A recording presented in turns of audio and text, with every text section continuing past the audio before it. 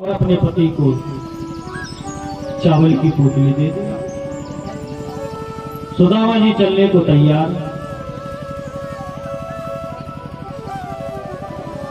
और अपनी पत्नी से बार बार कहते हैं सुदामा जी को, अपने बच्चों पर ध्यान रखना, अपना ख्याल रखना, अब कई दिन लग जाएंगे, द्वारका यहाँ थोड़ी है, बहुत दूर है समुद्र के पास। उसने कहा स्वामी आप चिंता ना करें, आप तो बस प्रसन्न होके जाएं, बस दर्शन करें। सुदामा जी महाराज लाठी लिए पोटली को काखरी में दावे, एक हाथ में माला जपते जा रहे, श्री कृष्ण श्री कृष्ण श्री कृष्ण। महाराज सुदामा जी महाराज को चलते चलते 4-5 दिन बीत गए। जब सुदामा जी महाराज बहुत थक गए तो एक जगह लेट गए और भला भगवान के सामने क्या छुपा है, तो भगवान को बड़ी दया आई और देवी माया का ध्यान किया तो माया प्रकट हुई, आदेश करें प्रभु। बोले हमारे मित्र सुदामा जी बहुत थक गए और द्वारका बहुत दूर है, सुदामा जी का यहाँ पहुंचना बड़ा कठिन है, इसलिए देवी तुम एक काम करो, अपनी माया से इनको द्वारका के नजदीक रख दो। माया देवी ने आदेश पाते ही सुदामा जी को इस प्रकार से रखा, उनको पता ही नहीं चला और द्वारका के नजदीक रख दिया। जब प्रातः काल ब्रह्म मुहूर्त में सुदामा जी जागे और सुबह हुआ, सुदामा जी महाराज क्या देखते हैं कि चारों तरफ महल ही महल दिखाई पड़ रहे हैं।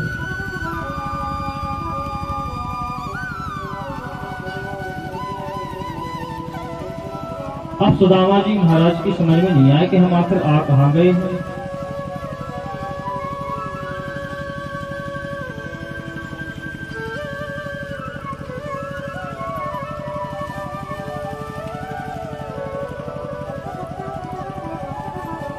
सुदामा जी ने चल करके वहां के जो लोग थे पूछा, भैया हम इस कौन सी जगह आ गए हैं?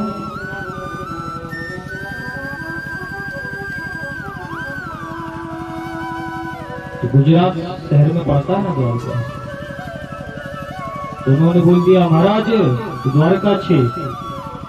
अब उनकी समझ में कि द्वारका 6 है, द्वारका है की जगह भी 6 बोलते हैं, द्वारका 6।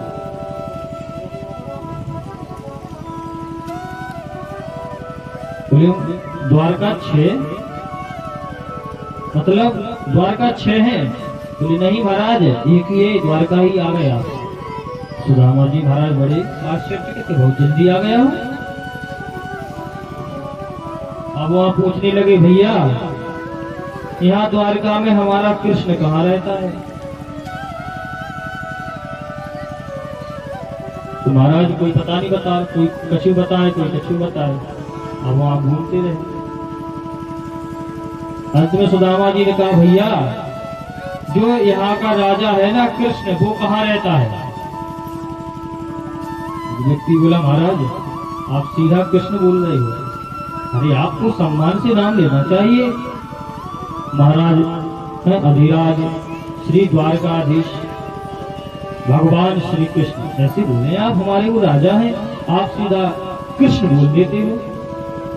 हाँ तो मुझे उन्हीं से मिलना है।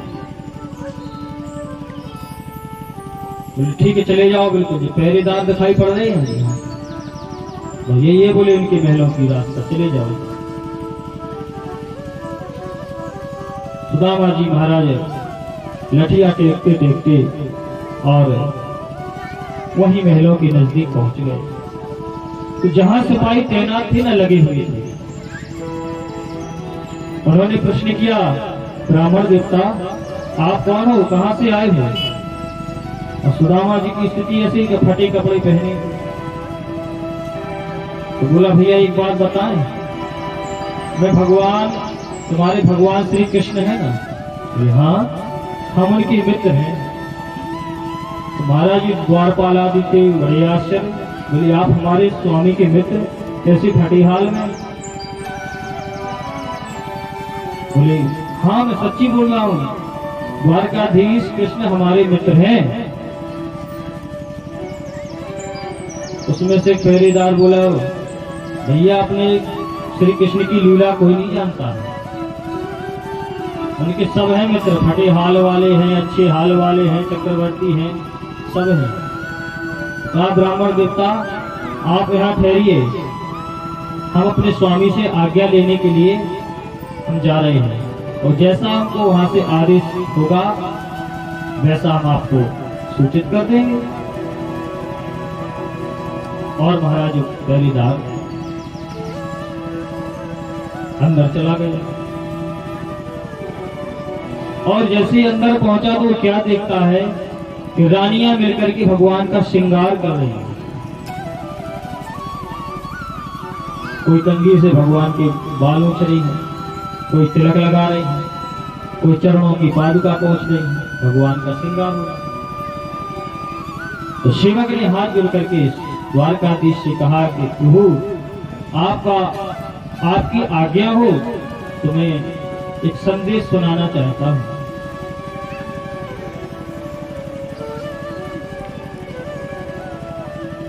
बोले कहो द्वारपाल, क्या संदेश है? बोले महाराज एक ब्राह्मण आया हुआ है, वस्त्र फटे पहने हैं, आपका मित्र बता रहा है। बोले हमारा मित्र वस्त्र फटे पहने, क्या है नाम उसका? तो महाराज वो बोलने लगा द्वारपाल, शीश पगा जगा तनु पे अरूपा है उपा के नहीं सामा, धोती फटी सिलटी रूपति, प्रभु जाने को आए बसो यही धामा, द्वार खड़ो दुर्बले को, रहो चकिसो वसुधा अभिराम, पूछत दीन दयालु कुधाम, बतावत आपनो नाम सुदामा। महाराज जैसे ही सुदामा शब्द कानों में पड़ा, मेरे प्रभु द्वारकाधीश शीघ्र सिंहासन से उछल करके तुरंत खड़े हुए, और महाराज जैसे प्रभु खड़े हुए द्वारपाल बड़े आश्चर्य से देखने लगा, और खड़े खड़े द्वारकाधीश के नेत्रों से आंसू बहने लगे। बोले मित्र बहुत देर कर दी आने में, और उन्हीं रानियों के और सेवकों के देखते देखते प्रभु ने दौड़ लगा दी। आप जो सेवक थे बड़े आश्चर्य में कि बड़े बड़े राजा महाराजा लोग हमारे प्रभु से मिलने आते हैं, ऐसे प्रभु तो कभी उकला करके भगे नहीं, तो फटे आलम हाल में आया हुआ एक ब्राह्मण मेरे प्रभु कैसे भागे चले जा रहे हैं, स्वयं दौड़ करके सम्मान के लिए जा रहे हैं। महाराज भागते भागते द्वार पर पहुंचे, क्या देखा कि प्रभु का आधा श्रृंगार, पूरा श्रृंगार ही नहीं हो पाया, पाए में कुछ पहने नहीं, उपना ही दौड़ पड़े, बिन पादुका की दौड़ पड़े।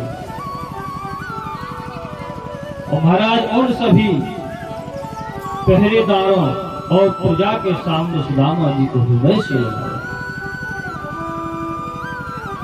और पहले तो लिपट करके बहुत रोए, एक दूसरे की कुशल पूछने लगे, मित्र बहुत समय कर दिया आपने आने में। श्री कृष्ण ने कहा द्वारपाल जाओ हमारे मित्र के लिए रथ लेकर के आओ।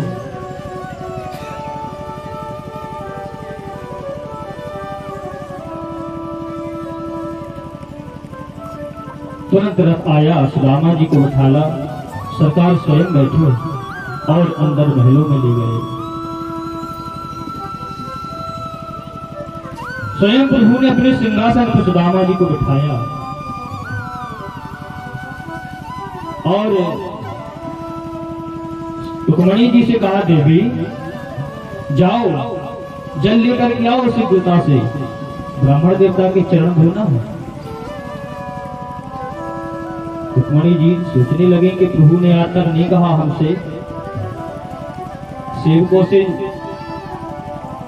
जो वस्तु की आवश्यकता पड़ती वो सेवकों के द्वारा मंगवाती थी।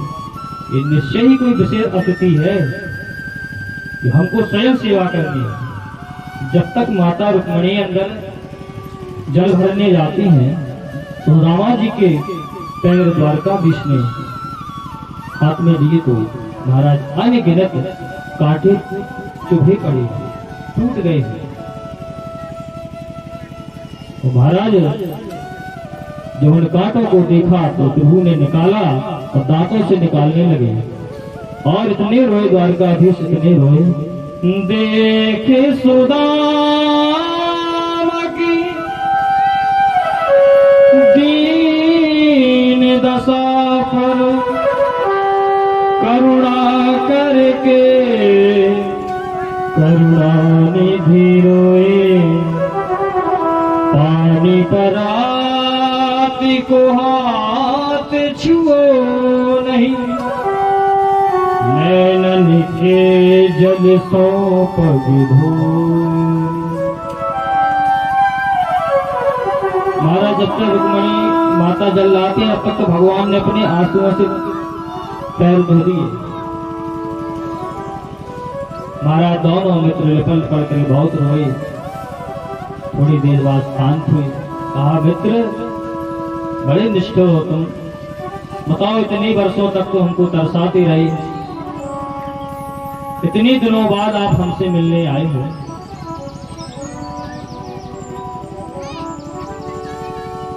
अब कुछ दिनों वहां सुदामा जी महाराज ठहरे।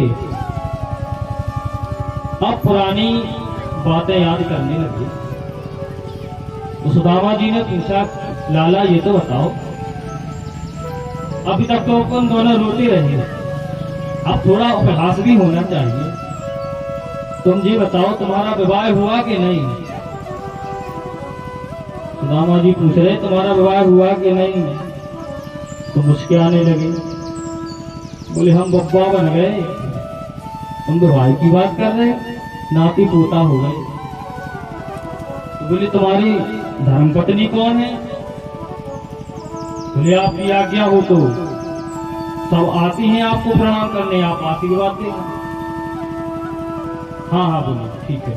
सुदामा जी महाराज सिंहासन पे बैठे, इशारा दिया कि हाँ जितनी रानी हो लेन से लग जाओ। सबसे पहले रुक्मणी देवी आई, महाराज प्रणाम कल्याण मस्तु। जामवंती जी आई, महाराज जी प्रणाम कल्याण मस्तु। सत्यभामा जी आई, महाराज जी प्रणाम कल्याण मस्तु। महाराज 10, 12, 15, 20 अब तो वे आशीर्वाद दे दे परेशान। सारे से बोले, लाला ये बताओ ये रानी है कि तुमने दासियों को भी लेन में लगा दिया?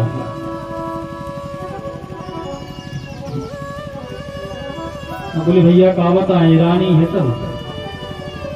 बोले इतनी विवाह किए तुमने? बोले क्या करेंगे, ऐसा समय ही आया हमारे साथ में कि हमको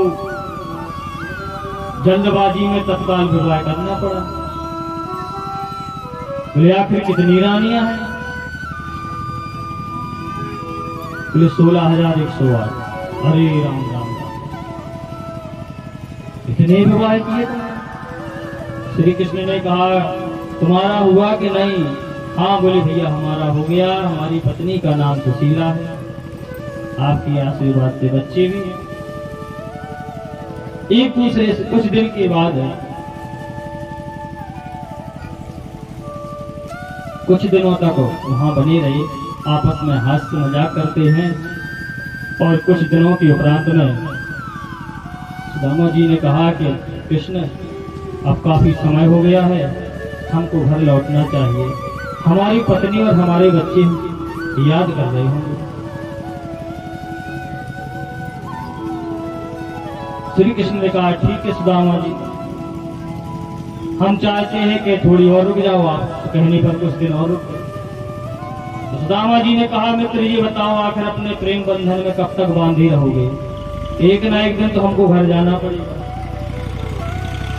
कृष्ण ने कहा, ठीक है सुदामा जी हमारे मित्र, अब हम आपको ज्यादा नहीं रोकेंगे क्योंकि हमारी भाभी जी आपको चिंतित है। श्री कृष्ण वहां से उठ करके कुछ दूरी पे चले गए। तो जो पलंग था वहां बैठे सुदामा जी, और जो चावल की पोटली थी ना वो ऐसे कांखों से निकाल करके वो तकिया के नीचे दबा रहे थे। वो द्वारकाधीश कृष्ण ने देख लिया। क्या मित्र क्या बात है, क्या छुपा रहे हो? तुरंत वो चक्कर के तकिया पे बैठ गए। बोले कुछ नहीं, हम तो वैसे ही बैठे।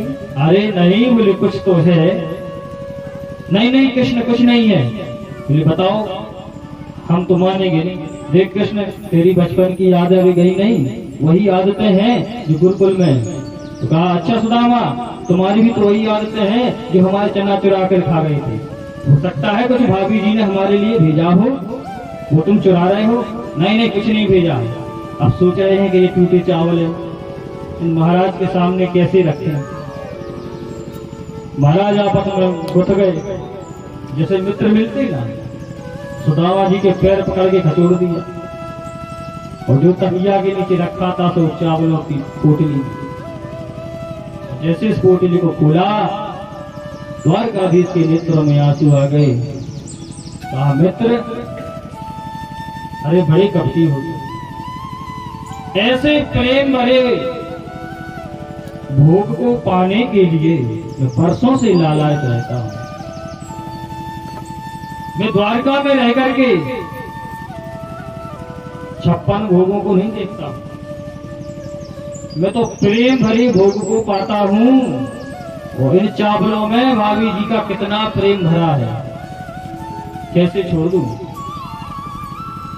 और मेरे प्रभु श्री कृष्ण ने एक मुट्ठी भरी और खा गए, दूसरी मुट्ठी भरी भाभी खा गए, और तीसरी मुट्ठी भरकर खाई रहे थे। रुक्मणी माता तुरंत आ गई, हाथ पकड़ लिया। बोली प्रभु बाप कच्चे चावल खा रहे हो, कहीं तुम्हारा पेट खराब ना हो जाए। और आप तो मुट्ठी चावल खा गए, कुछ हमारा भी तो अधिकार है, भाभी जी का हम भी तो प्रसाद पाएंगे। मानो रुक्मणी जी इस प्रकार से कह रही सुदामा जी को संतुष्ट करने के लिए, और अंतर्मन से क्या बोल रही है कि सरकार इतने भी खुश ना हो जाओ कि चावल के रूप में तुम ऐसे लोग देते चले जा रहे हो। सुदामा भगवान द्वारकाधीश बन जाएंगे, वो आप सुदामा बन जाओगे। इंद्रादि देवता खड़े हाथ जोड़े के, पता नहीं किसी लोग का नंबर लग जाए। कहीं बोल दिया कि स्वर्ग लोग दिया तो इंद्र को सिंहासन खाली करना पड़ेगा। तो वही लक्ष्मी स्वरूपा भगवती रुक्मणी जी ने श्री कृष्ण को तीसरी मुट्ठी चावल छीन लिए और उन्हीं माताओं ने प्रसाद के रूप में खाया।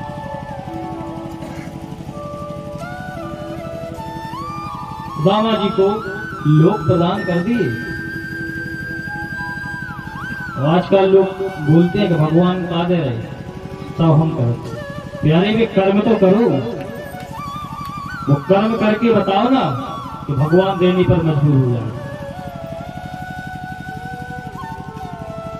सुदामा जी महाराज ने द्वारकाधीश से मिलकर के अपने वृंदापुर की ओर चले गए, परंतु थोड़े सोचने लगे कि मैंने सोचा था कि कुछ ना कुछ देंगे, परंतु उन्होंने कुछ नहीं दिया। हम सुशीला से क्या कहेंगे कि हम क्या लेके आए। लेकिन सुदामा जी ने सोचा कि हमको तो बस ठाकुर जी का, द्वारकाधीश का प्रेम चाहिए था, तो मुझे भरपूर मिला। अब सुशीला जो इच्छा रखती होंगी तो मैं कह दूंगा कि भैया उन्होंने कहा तो था कि सुदामा मांग लो क्या चाहिए, मैंने ही भूल दिया, मुझे कुछ नहीं चाहिए, बस आपसे मिलना था तो मिल लिया।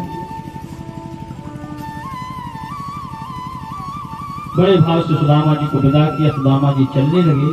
अपने सिंहासन पर बैठकर के भगवान श्री कृष्ण ने विश्वकर्मा जी का ध्यान किया। बोले विश्वकर्मा जी विश्वकर्मा जी प्रकट हुए, बोले आदेश करें भगवान। बोले जाओ, सुदामा जी की जो नगरी है वृंदापुरी, बिल्कुल तुम द्वारका की तरह बसा दो। विश्वकर्मा जी महाराज ने आदेश पाया और सबसे पहले सुदामा जी की कुटिया में सुशीला जी को दर्शन दिया। सुशीला जी ने पूछा, आप कौन है देवता जो आप दर्शन देने आए? विश्वकर्मा जी ने कहा, देवी मुझे भगवान द्वारकाधीश श्री कृष्ण ने आदेश किया है कि आपके घर को महलों में बदला जाए। सुशीला मैया ने मना कर दिया, बोले नहीं, मैं अपने घर को महल नहीं बनाने दूंगी। बोले क्यों? बोले पहले हमारे गांव वालों के घरों को महल में बदलो, फिर सबसे बाद में हमारा महल बनाना, क्योंकि मैंने यहाँ के गांव वासियों का प्रत्येक व्यक्ति का अन्न खाया है, और यदि तुमने हमारे घर को बना दिया तो लोग यही कहेंगे कि देखो ये कितने स्वार्थी निकले, हम जैसे के तैसे रही, ये राजा बन गए। ठीक है, मैं प्रभु से पूछता हूँ। विश्वकर्मा देव ने नेत्र बंद करके ध्यान किया। बोले सरकार क्या आदेश है आपका? सुशीला इस प्रकार से कह रही हैं। भगवान ने कहा, विश्वकर्मा जी जैसा बोलते जाए मैं इतना प्रसन्न हूँ, मैं इतना खुश हूँ कि तुम वैसा ही मेरा आदेश मान करके करते जाओ। महाराज उस गांव को नगर में बदल दिया। जब सबके घर महल में बदल दिए, इनका नंबर आया तो महाराज इनके घर को सबसे अलग दिखने वाला विश्वकर्मा जी ने महल बनाया। और इसके बाद बना करके विश्वकर्मा देव चले गए। इसके उपरांत में भगवती साक्षात लक्ष्मी जी प्रकट हुए। सुशीला ने पूछा, माता आप कौन हो? लक्ष्मी जी है, मांगो क्या चाहिए? माता लक्ष्मी की पूजा की। लक्ष्मी माता ने आशीर्वाद दिया, जाओ मैं आशीर्वाद देती हूँ कि तुम परम सुंदरी हो जाओ। और भगवती लक्ष्मी जी वहां विराजमान हो, अपने चरण चिन्ह छोड़ दिए।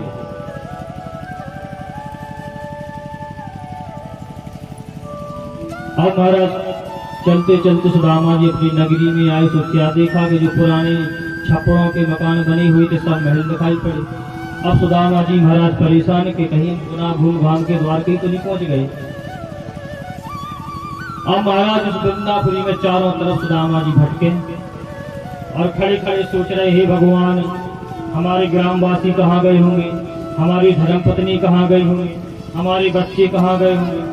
बताओ, हम द्वारका गए थे, कौन देश के राजा ने हमारे घरों को मिटा दिया है, महल बना लिया। हे भगवान मैं कहाँ जाऊं, अपने बच्चों को कहाँ ढूंढूं। चारों तरफ चक्कर काट रहे और सोच रहे, नेत्रों से आंसू निकल आए। तब तक क्या हुआ कि देवी सुशीला अपने महल की अटारी पर चढ़ी हुई थी और वस्त्र सुखा रही थी, तो उनकी नजर पहुंची सुदामा जी पर। और जो सुदामा जी को देखा तो महाराज बड़ी प्रसन्न हुई, दासियों को आज्ञा दी, जाओ सुंदर सोने की थाली में आरती सजाओ, हमारे स्वामी आ गए हैं। तुरंत दासियों ने सोने की थाली में आरती को सजाया और सुशीला के साथ वहां पहुंच गए। सुदामा जी खड़े लठी वाले सोच रहे, सुशीला जी वहां पहुंची और आरती करने लगे। तो महाराज जी देख रहे, ये कौन सी देश की रानी है, लक्ष्मी जी द्वारा परम सुंदरी होने का वरदान मिला था। सुदामा जी पहचान ही नहीं पाए अपनी पत्नी। और जब पैसा आता है तो फिर शरीर भी अच्छा मोटा तगड़ा। सुदामा जी छोड़ के गए थे तो पतली थी और लौट करके आए तो अच्छा शरीर हो गया, ऊंची पूरी मोटा तगड़ा। बोले देवी कौन हो आप जो हमारी आरती उतार रही हो? अपने लगी स्वामी नहीं पहचाना, मैं आपकी पत्नी सुशीला हूँ। बोले सुशीला तुम, ये तुम्हारे स्वरूप का परिवर्तन कैसे हुआ और ये महल कैसे बन गए? बोले स्वामी जो आपको चाहिए था वो प्रभु ने आपको प्रेम प्रदान किया और मुझे जो चाहिए था वो प्रभु ने मुझे दिया। और उन्हीं द्वारकाधीश की कृपा से हमारे घर जो है, जो झोपड़ी थी वो महलों में बदल गई।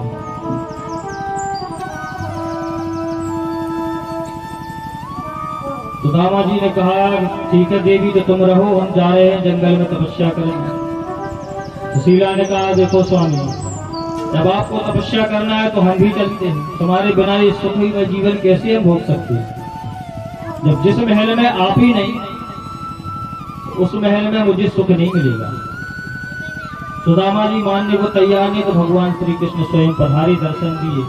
बोले, सुदामा जी, तो मेरे प्रसाद मान करके इसका सुख भोग करो, और मैं वरदान देता हूं कि हमारे चरणों से प्रीति तुम्हारी दूर नहीं होगी, सदा हमारे चरणों में प्रीति रहेगी, तुम भजन करते रहोगे और अपने मन में विरक्त बने रहोगे, लेकिन मेरे प्रसाद को समझ करके भोग हो। इस प्रकार से मेरे प्रभु ने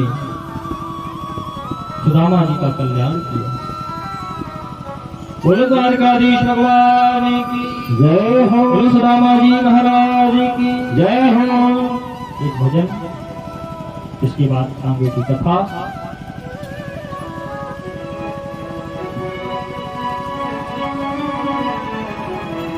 बोले वृंदावन बिहारी लाल की। चाहे फांसी लगे या लगे हथकड़ी, मेरी बांके बिहारी से अखियां लगी,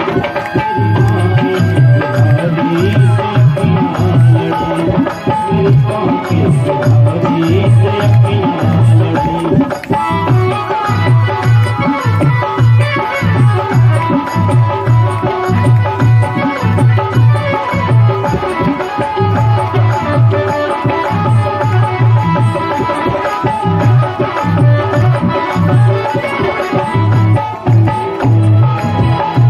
सखी गोकुल नगरिया को जाऊंगी मैं,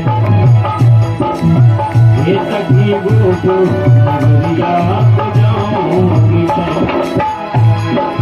ओ सखी गोकुल नगरिया को जाऊंगी मैं,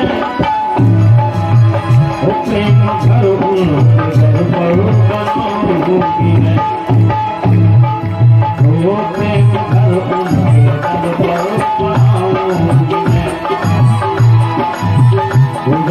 कीर्तन करूंगी हरि की खड़ी, वहाँ कीर्तन करूंगी हरि की खड़ी, मेरी बातें बिहारी से अखियां लगी, मेरी बातें बिहारी से अखियां लगी।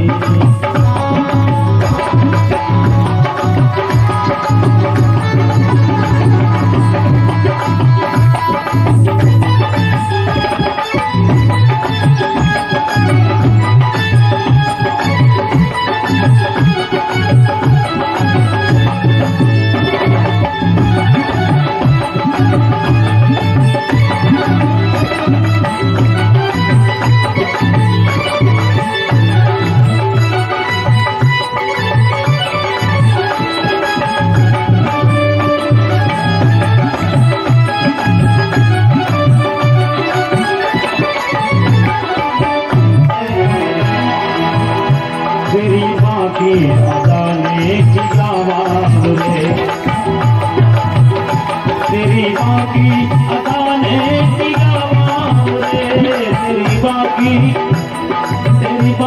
अदाने की गवाह रे,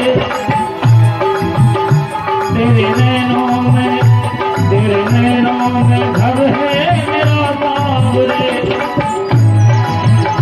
तेरे नैनों से नैना,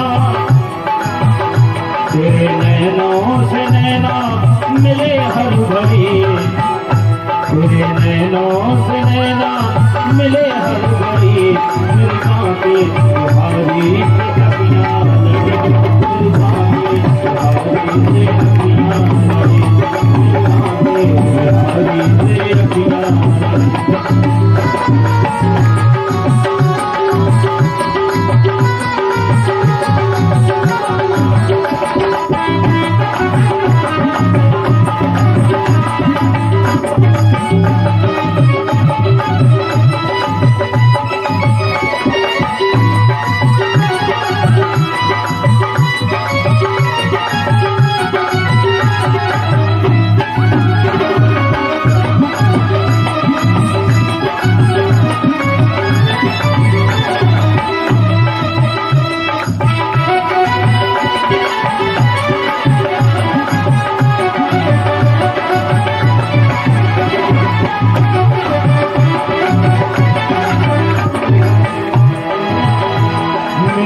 विनती बिहारी जी सुन लीजिए,